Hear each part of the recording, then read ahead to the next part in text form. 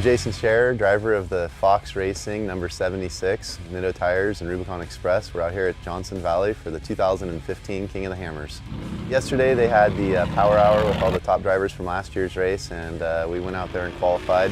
And it's a pretty cool qualifying course. It has a mixture of like high speed and rocks. We actually took it a slightly conservative approach so that we could be smooth. It worked out to be good enough to win the pole with just a time just under 2 minutes.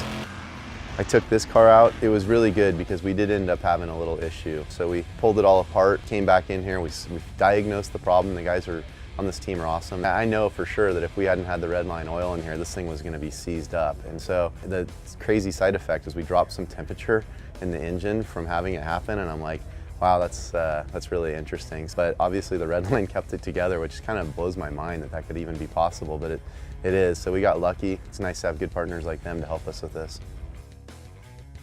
I think there's a blessing and a curse with starting on pole. As hard as we worked for it yesterday to get that spot, it gives us options, and those options are what keep you up at night thinking about, which one of those is going to be the good one or is going to bite you.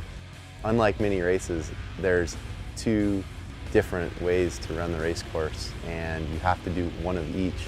So you have to go run a trail called Resolution and Backdoor on one of your 2 laps past it.